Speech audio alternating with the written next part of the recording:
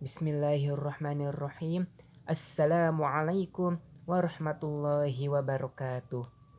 Alhamdulillah kita semuanya bisa berjumpa lagi pada kesempatan kali ini.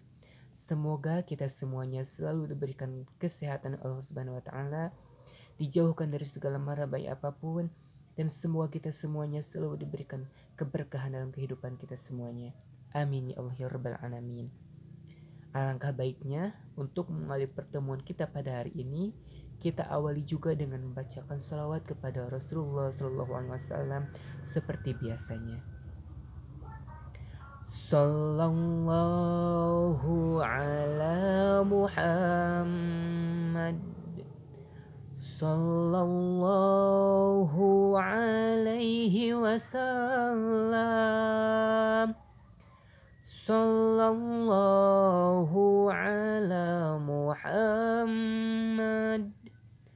sallallahu alaihi wasallam. Sahabatku semuanya, setiap manusia pasti akan diberi cobaan oleh Allah Subhanahu wa taala, dan setiap manusia pasti memiliki masalahnya masing-masing. Hanya saja kita tidak mengetahui cobaan apa, masalah apa yang sedang mereka hadapi.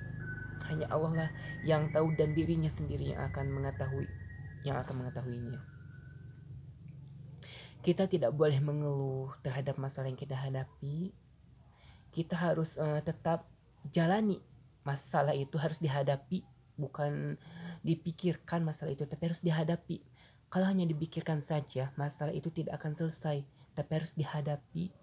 Maka insya Allah dengan dihadapi masalah itu, insya Allah Allah akan memberikan kemudahan. Ingat, terkadang ada orang yang berpikir seperti ini.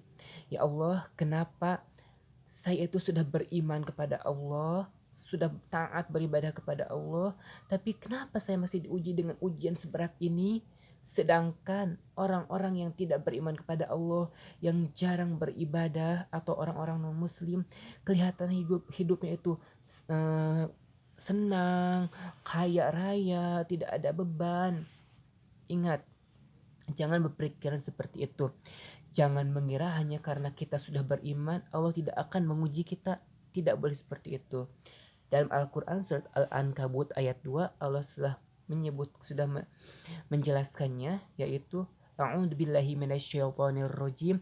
Bismillahirrahmanirrahim.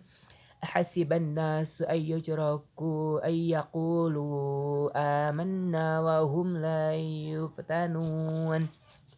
Yang artinya, apakah manusia mengira bahwa mereka akan dibiarkan hanya dengan mengatakan kami telah beriman dan mereka tidak akan diuji? Jadi maksud dari ayat itu bahwa manusia itu tidak akan dibiarkan oleh Allah Subhanahu wa taala hanya karena mereka sudah mengatakan kami beriman kepada Allah. Malah